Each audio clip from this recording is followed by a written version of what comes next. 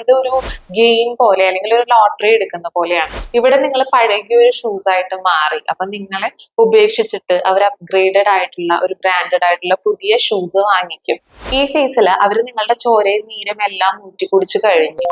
Hello everyone, welcome to psychology and life by Kaveri. ഞാൻ Kaveri Sudesh, consultant psychologist. ഇന്ന് നമ്മൾ സംസാരിക്കാൻ പോകുന്നത് എന്തുകൊണ്ടാണ് വിക്ടിംസ് നാർസിസിസ്റ്റിനോട് അഡിക്റ്റഡ് ആവുന്നത് എന്നുള്ളതിനെ പറ്റിയാണ്. പലപ്പോഴും വിക്ടിംസിന് താൻ ആ റിലേഷൻഷിപ്പിൽ ഹേർട്ട് ചെയ്യപ്പെടുകയാണ്. ഈ വ്യക്തി ടോക്സിക് ആയിട്ടുള്ള ഒരു വ്യക്തിയാണ്, ഞാൻ ഈ റിലേഷൻഷിപ്പിൽ തുടർന്നു കഴിഞ്ഞാൽ ഞാൻ താഴേക്ക് പോവുള്ളൂ, അതുപോലെ തന്നെ എന്റെ മാനസിക നില തകരാറിലായേക്കാം, ഇതെല്ലാം അറിയാം. എന്നിട്ടും എന്തുകൊണ്ടാണ് അവർ ആ റിലേഷൻഷിപ്പിൽ തന്നെ നിൽക്കുന്നത്? ഇവിടെ നമ്മൾ മനസ്സിലാക്കേണ്ട ആദ്യത്തെ കാര്യം, ഒരു നാർസിസിസ്റ്റിക് റിലേഷൻഷിപ്പിലെ ഹിഡൻ സൈക്കിൾ ആണ്. അതായത് ഒരു നാർസിസിസ്റ്റിക് റിലേഷൻഷിപ്പിൽ നമ്മളൊരു 4 ഫേസസിലൂടെയാണ് കടന്നു പോവുക. Idealisation, devaluation, discard and hoovering. ചിലപ്പോൾ ചില ടെക്സ്റ്റ് ബുക്സിലും ചില സൈറ്റ്സിലും നോക്കിക്കഴിഞ്ഞാൽ നമ്മൾ 6-7 സ്റ്റേജസ് ഒക്കെ കാണും കേട്ടോ. ഞാൻ ഏറ്റവും സിംപ്ലിഫൈഡ് ആയിട്ടുള്ള ഫോമിൽ ഒരു 4 സ്റ്റേജസ് ആയിട്ടാണ് അത് എക്സ്പ്ലെയിൻ ചെയ്യുന്നത്. അപ്പൊ ഫസ്റ്റ് സ്റ്റേജ് ഞാനിപ്പോ പറഞ്ഞ പോലെ ഐഡിയലൈസേഷൻ സ്റ്റേജ് ആണ്. ഐഡിയലൈസേഷൻ സ്റ്റേജിൽ നാർസിസിസ്റ്റിക് പേഴ്സണാലിറ്റി ഡിസോർഡർ ഉള്ള ഒരു വ്യക്തി ഉപയോഗിക്കുന്ന മാനിപ്പുലേഷൻ ടാക്ടിക് ആണ് ലവ് ബോംബിംഗ്. ലവ് ബോംബിങ്ങിനെ പറ്റിയിട്ട് നിങ്ങൾ കേട്ടിട്ടുണ്ടായിരിക്കും. ഈ ഒരു ഫേസിൽ നമ്മൾ ആഗ്രഹിക്കുന്നതിനേക്കാൾ കൂടുതൽ അഫെക്ഷനും അറ്റൻഷനും അപ്രിസിയേഷനും ഒക്കെ അവർ നമുക്ക് തരും. നീയാണ് എൻ്റെ ലൈഫിലെ സോൾമേറ്റ്, നീ എൻ്റെ ലൈഫിലേക്ക് വന്നതിന് ശേഷമാണ് എനിക്ക് ഇങ്ങനെയൊക്കെയുള്ള മാറ്റങ്ങൾ ഉണ്ടായത്, നിന്നെ ഒരിക്കലും ഞാൻ കരയിപ്പിക്കില്ല. അതുപോലെ തന്നെ ബാക്കിയുള്ള ആളുകളുടെ അടുത്ത് പരിചയപ്പെടുത്തുമ്പോഴും നമ്മളെ പറ്റി ഒരു ഹൈ റിഗാർഡിൽ സംസാരിക്കുക. ഇവളെന്റെ ഭാഗ്യമാണ്, ഇവളെന്റെ ലൈഫിലേക്ക് വന്നതിന് ശേഷമാണ് എനിക്ക് ഇങ്ങനെയൊക്കെ ഉണ്ടായത്, ഇവക്ക് ഒരുപാട് കഴിവുകളുണ്ട്, ഇവളെന്തെങ്കിലും ചെയ്തു കഴിഞ്ഞാൽ അതെല്ലാം നല്ലതായിട്ടേ വരുള്ളൂ. ഈ രീതിയിലൊക്കെ മറ്റുള്ളവരുടെ മുമ്പിലും ചിലപ്പോൾ നമ്മളെ പറ്റി വളരെ നല്ല രീതിയിൽ വളരെ അപ്രിഷിയേറ്റ് ചെയ്ത് അവർ സംസാരിക്കാം. അതുപോലെ തന്നെ നമുക്ക് വേണ്ടി ഒരുപാട് എഫേർട്ട് എടുത്ത് ട്രാവൽ ചെയ്ത് വരിക, എക്സ്പെൻസീവ് ആയിട്ടുള്ള ഗിഫ്റ്റ്സ് തരിക. അപ്പൊ ഇത്തരത്തിലുള്ള ഗ്രാൻഡ് റൊമാൻറ്റിക് ജസ്റ്റേഴ്സ് കാണിക്കുന്ന ഒരു ഫേസ് ആണ് ഐഡിയലൈസേഷൻ ഫേസ്. നമ്മുടെ ഒരു ഡ്രീം ലൈഫ്, ഈ വ്യക്തിയാണ് നമ്മുടെ റൈറ്റ് ചോയ്സ്, ഇയാളെ ഞാൻ തീർച്ചയായിട്ടും എന്റെ ലൈഫ് പാർട്ട്ണർ ആക്കണം എന്നൊക്കെയുള്ള ഒരു ഇന്റൻസ് ഫീലിംഗ് ഈ ഫേസിൽ അവർക്ക് നമുക്ക് തരാൻ കഴിയും. ഇത് കഴിഞ്ഞ് നമ്മൾ എൻ്റർ ചെയ്യുന്ന ഒരു ഫേസ് ആണ് ഡീവാലുവേഷൻ ഫേസ്. ഈ ഫേസിലേക്ക് വരുമ്പോൾ ഈ കാര്യങ്ങളൊക്കെ മാറിയിട്ട് കോൺസ്റ്റന്റ് ക്രിറ്റിസിസംസ് ആയിട്ട് മാറും. ഈ ക്രിറ്റിസിസത്തിന്റെ ഒരു ഫസ്റ്റ് ഫോം എങ്ങനെയാണെന്ന് വെച്ച് കഴിഞ്ഞാൽ നമ്മുടെ റിലേഷൻഷിപ്സിനെ പറ്റിയിട്ടായിരിക്കും അവർ ആദ്യം ക്രിട്ടിസൈസ് ചെയ്യുക. നിന്റെ ഫ്രണ്ട്സ് എല്ലാവരും കുഴപ്പക്കാരാണ്, കണ്ടില്ലേ അവർ ഇങ്ങനെയൊക്കെ ചെയ്തത്, നിനക്ക് കറക്റ്റ് ആയിട്ട് ആളുകൾ മനസ്സിലാക്കാനായിട്ട് അറിയില്ല, നിന്റെ ഫാമിലിയിലുള്ള അയാൾ പ്രശ്നമാണ്, ഇയാൾ പ്രശ്നമാണ്.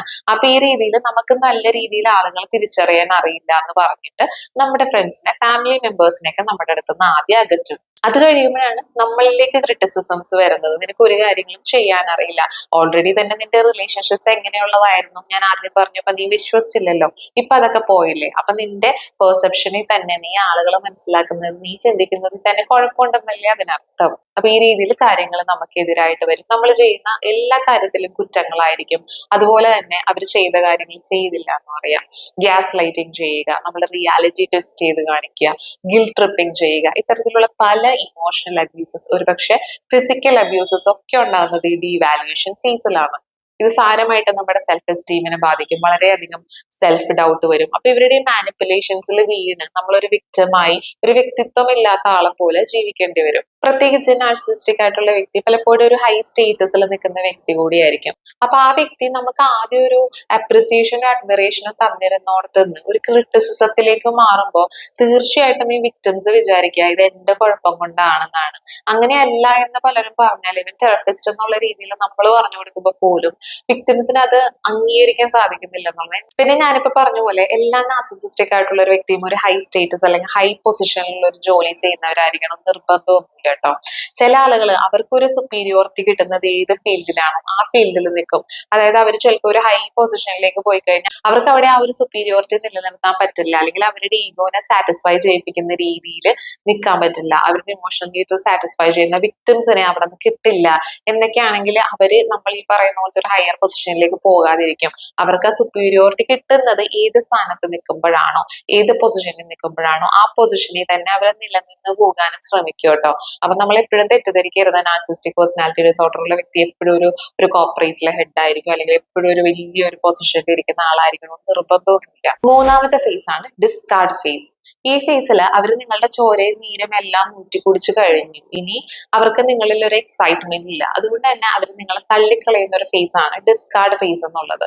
അപ്പൊ ഇവർക്ക് ആ ഒരു നാർസിസിസ്റ്റിക് സപ്ലൈ വേറെ ഏതെങ്കിലും റിലേഷനിൽ നിന്ന് കിട്ടുന്നുണ്ടായിരിക്കും, വേറെ ഏതെങ്കിലും കാര്യങ്ങൾ അവരെ എക്സൈറ്റ് ചെയ്യിപ്പിക്കുന്നുണ്ടായിരിക്കും. അപ്പൊ അവര് നിങ്ങളെ തള്ളിക്കളഞ്ഞിട്ട് ആ ഒരു റിലേഷൻഷിപ്പിലേക്ക് പോകാം. അവരെപ്പോഴും അവരെ എക്സൈറ്റ് ചെയ്യിപ്പിക്കുന്ന റിലേഷൻഷിപ്പിലായിരിക്കും നിൽക്കുക. ഇവിടെ നിങ്ങൾ പഴകിയ ഒരു ഷൂസ് ആയിട്ട് മാറി, അപ്പൊ നിങ്ങളെ ഉപേക്ഷിച്ചിട്ട് അവർ അപ്ഗ്രേഡഡ് ആയിട്ടുള്ള ഒരു ബ്രാൻഡഡ് ആയിട്ടുള്ള പുതിയ ഷൂസ് വാങ്ങിക്കും.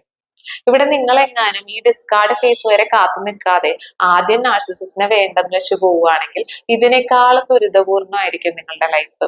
അതായത് പിന്നെ നിങ്ങളാണ് അവരുടെ നമ്പർ വൺ എനിമി. എല്ലായിടത്തും നിങ്ങളെ പറ്റി മോശമായിട്ടുള്ള കാര്യങ്ങൾ പറഞ്ഞു വരുത്തുക. നിങ്ങൾക്ക് കിട്ടുന്ന ഓരോ ഓപ്പർച്യൂണിറ്റി നിങ്ങൾക്ക് ലഭിക്കാനായിട്ട് അവർ സമ്മതിക്കില്ല. എല്ലാത്തിലും അവർ കയറി നിന്ന് തടസ്സപ്പെടുത്തുക, പ്രശ്നം ഉണ്ടാക്കുക, അവരുടെ മാക്സിമം ഇൻഫ്ലുവൻസ് ഉപയോഗിച്ച് അറ്റ് എനി കോസ്റ്റ് നിങ്ങൾ നശിപ്പിക്കാനായിരിക്കും അവർ ശ്രമിക്കുക. ഇവിടെ നിങ്ങളെ നശിപ്പിക്കുക എന്നുള്ളത്, നിങ്ങളെ കരയിപ്പിക്കുക എന്നുള്ളത്, നിങ്ങളുടെ പെയിൻ കാണുക എന്നുള്ളത് അവരുടെ ഒരു ഒബ്സഷൻ ആയിട്ട് മാറും. ഇനി നാലാമത്തെ ഒരു ഫേസ് ആണ് ഹൂവറിങ്.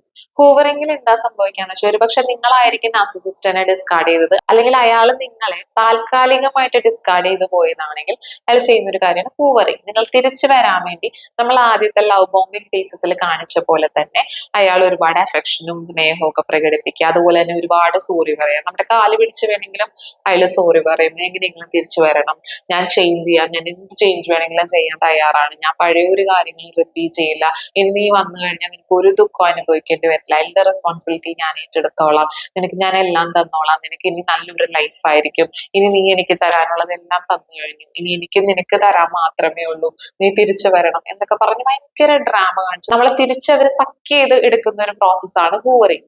ഇത് നാർസിസിസ്റ്റിന് നിങ്ങൾ ആവശ്യം ഉണ്ടെങ്കിലാണ് കേട്ടോ. അല്ലാതെ അവർ ചിലപ്പോൾ നമ്മൾ കംപ്ലീറ്റ് ആയിട്ട് വേണ്ടെന്ന് വെച്ച് പോയേക്കാണെങ്കിൽ നമ്മൾ രക്ഷപ്പെട്ടു. ഒരു പരിധി വരെ അവരെ അബ്യൂസ് നമുക്കില്ല, പിന്നെ അവർ ബാക്കിയുള്ളവരുടെ അടുത്ത് പറയുന്ന മോശപ്പെട്ട കാര്യങ്ങൾ നമ്മൾ കുറച്ചുനാൾ സഹിക്കേണ്ടി വരും എന്നുള്ളതാണ് അതിനകത്തുള്ള ഒരു പ്രശ്നം. ഇത് വളരെയധികം ഡാമേജിങ് ആയിട്ടുള്ള ഒരു സൈക്കിളാണ്. അപ്പൊ ഈ സൈക്കിളിൽ പെട്ട് കിടക്കുമ്പോൾ നമുക്ക് പുറത്ത് കിടക്കാൻ വളരെ ബുദ്ധിമുട്ടാണ്.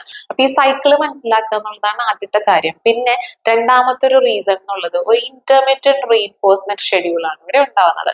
അതെന്താന്ന് ഞാൻ എക്സ്പ്ലെയിൻ ചെയ്യാം. അതായത് നിങ്ങൾ ഒരു നാർസിസിസ്റ്റിക് റിലേഷൻഷിപ്പിൽ പെട്ട് നമ്മൾ പറഞ്ഞ ഡീവാലുവേഷൻ ഫേസിലേക്ക് എത്തിക്കഴിയുമ്പോഴേക്കും കോൺസ്റ്റന്റ് ക്രിറ്റിസിസംസ്, അബ്യൂസ്, മാനിപ്പുലേഷൻസ് ഒക്കെ നടക്കുന്ന ഒരു ഫേസ് ആണത്. അതിനോടൊപ്പം തന്നെ പുട്ടിന് പേരിടുന്ന പോലെ കുറച്ച് സ്നേഹം ഇടക്കിടക്ക് തരും.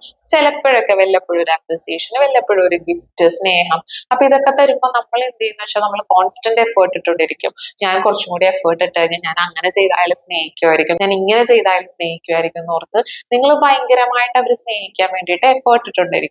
ഇവിടെ എന്താ സംഭവിക്കാന്ന് വെച്ചാൽ ഇതൊരു ഗെയിം പോലെ അല്ലെങ്കിൽ ഒരു ലോട്ടറി എടുക്കുന്ന പോലെയാണ്. ലോട്ടറി എടുക്കുമ്പോൾ എങ്ങനെയാണ്, അപ്പൊ ഒരു തവണ ലോട്ടറി അടിച്ചു കഴിഞ്ഞാൽ പിന്നെ എപ്പോഴാണ് ലോട്ടറി അടിക്കാന്നുള്ളത് നമുക്ക് അറിയില്ല. അപ്പൊ അതുകൊണ്ട് തന്നെ നമ്മൾ നിരന്തരം എടുത്തുകൊണ്ടിരിക്കും. ചിലപ്പോൾ നാളെ അടിക്കാം, ചിലപ്പോൾ 10 കൊല്ലം കഴിഞ്ഞിട്ടായിരിക്കും അടിക്കുന്നത്, അല്ലെങ്കിൽ ചിലപ്പോൾ ഒരിക്കലും അടിക്കാതിരിക്കാം. പക്ഷെ നമ്മൾ ആ ഒരു ട്രാപ്പിൽ പെട്ടു, നമ്മൾ അഡിക്റ്റഡ് ആയിപ്പോകും. ഗെയിംസിൽ ഇതുപോലെ തന്നെയാണ് സംഭവിക്കുന്നത്. നമ്മൾ എപ്പോ വിൻ ചെയ്യുമെന്ന് നമുക്കറിയില്ല. അതുകൊണ്ട് തന്നെ നമ്മൾ കോൺസ്റ്റന്റ് എഫേർട്ട് ഇട്ടിട്ട് നമ്മൾ അതിനോട് അഡിക്റ്റഡ് ആയിപ്പോകും. അപ്പൊ ഇത്തരത്തില് ഒരു വേരിയബിൾ റേഷ്യോ ഷെഡ്യൂളിൽ വരുന്ന റീഇൻഫോഴ്സ്മെന്റ് എന്ന് നമ്മൾ സൈക്കോളജിയിൽ പറയും. നമുക്ക് കൃത്യമായിട്ട് ഇപ്പൊ സാലറി വരുന്നത് എങ്ങനെയാന്ന് വെച്ചാൽ എല്ലാ മാസവും നമുക്ക് സാലറി കിട്ടുന്നു. 1-ാം തീയതി 2-ാം തീയതി ആകുമ്പോൾ നമുക്ക് സാലറി കിട്ടുന്നു. അപ്പൊ നമുക്ക് കൃത്യം അറിയാം എല്ലാ മാസവും 1-ാം തീയതിയാണ് നമുക്ക് ശമ്പളം കിട്ടുകയുള്ളൂ എന്നുള്ളത്. അതുപോലെ തന്നെ ഇപ്പൊ പേപ്പർ ബാഗ്സ് ഒക്കെ ഉണ്ടാക്കി കൊടുക്കുമ്പോൾ ഇപ്പൊ 10 പീസ് നമ്മൾ ചെയ്തു കൊടുക്കുമ്പോൾ നമുക്ക് പൈസ കിട്ടും. അപ്പൊ നമുക്ക് കൃത്യമായിട്ട് അറിയാം ഞാൻ ഇത്രണ്ണം ചെയ്തു കൊടുക്കുക കഴിയുമ്പോൾ എനിക്ക് കിട്ടും എന്നുള്ളത്. അപ്പൊ നമ്മൾ ആ 10 എണ്ണം ആക്കാൻ വേണ്ടിയിട്ട് നമ്മൾ എഫേർട്ട് ഇട്ടിട്ടിരിക്കും. പക്ഷെ ഇവിടെ എന്താണെന്ന് വെച്ച് കഴിഞ്ഞാൽ ഇത്തരത്തിൽ കൃത്യമായിട്ട് ഫിക്സഡ് ആയിട്ടുള്ള ഒരു ഷെഡ്യൂൾ അല്ല. അല്ലെങ്കിൽ എത്ര എണ്ണം കഴിയുമ്പോഴാണ്, അല്ലെങ്കിൽ നമ്മൾ എത്ര എഫേർട്ട് ഇട്ടാലാണ് ഇയാൾ ഒരു അഫെക്ഷൻ നമുക്ക് തിരിച്ചു തരാന്നുള്ളത് നമുക്കറിയില്ല. ഈ ഒരു സൈക്കിളിൽ നമ്മൾ അഡിക്റ്റഡ് ആവുകയും വീണ്ടും വീണ്ടും നമ്മൾ എഫേർട്ട് ഇട്ടുകൊണ്ടിരിക്കുകയും ചെയ്യും. അപ്പൊ എന്തുകൊണ്ട് വിക്ടിംസ് നാർസിസിസ്റ്റിനോട് അഡിക്റ്റഡ് ആവുന്നു എന്നുള്ളത് നിങ്ങൾക്ക് മനസ്സിലായി കാണുമെന്ന് വിചാരിക്കുന്നു. ഒന്ന്, നമ്മൾ ഈ ഒരു സ്റ്റേജസിലൂടെയാണ് കടന്നു പോകുന്നത് എന്നുള്ളത് നിങ്ങൾ മനസ്സിലാക്കുക. ഇത് തിരിച്ചറിയാതെ തന്നെ നമ്മൾ ആ ട്രാപ്പിൽ പെട്ടുപോകും. പിന്നെ നമുക്ക് അതിൽ നിന്ന് ബ്രേക്ക് ചെയ്ത് പുറത്തു വരാനായിട്ട് പറ്റില്ല. രണ്ടാമത്തെ കാര്യം, ഇവര് തരുന്ന റീഇൻഫോഴ്സ്മെന്റ് ആണ്. ഇടയ്ക്കിടക്ക് പുട്ടിന് പീരയിടുന്നത് പോലെ തരുന്ന റീഇൻഫോഴ്സ്മെന്റ് എപ്പോ വരുന്ന നമുക്ക് പ്രെഡിക്റ്റ് ചെയ്യാൻ പറ്റാത്ത ടൈപ്പ് ഓഫ് റീഇൻഫോഴ്സ്മെന്റ് നമ്മളെ അഡിക്റ്റഡ് ആക്കും. എന്ത് കാര്യത്തിലേക്കും നമുക്ക് അഡിക്ഷൻ വരുന്നത് ഇത്തരത്തിലുള്ള ഒരു ഷെഡ്യൂൾ വരുമ്പോഴാണ്. നിങ്ങൾ ഇത്തരത്തിലുള്ള ഒരു സൈക്കിളിൽ എപ്പോഴെങ്കിലും പെട്ടിട്ടുണ്ടോ? ഇത്തരത്തിലുള്ള ഒരു 4 സ്റ്റേജസിലൂടെ നിങ്ങൾ കടന്നു പോയിട്ടുണ്ടോ? കമന്റിലൂടെ അറിയിക്കും. അതുപോലെ തന്നെ ഒരു നാർസിസ്റ്റിക് റിലേഷൻഷിപ്പിൽ പെട്ട് സഫർ ചെയ്യുന്ന ആരെങ്കിലും ഉണ്ടെങ്കിൽ അവർക്ക് ഈ വീഡിയോ ഷെയർ ചെയ്ത് കൊടുക്കും. ഇത്തരത്തിലുള്ള ഡീപ് സൈക്കോളജി ഇൻസൈറ്റ്സിന് വേണ്ടി നമ്മുടെ ചാനൽ ഒന്ന് സബ്സ്ക്രൈബ് ചെയ്യൂ. അടുത്തൊരു വീഡിയോ ആയിട്ട് കാണാം. അതുവരെ bye from our channel. Thank U.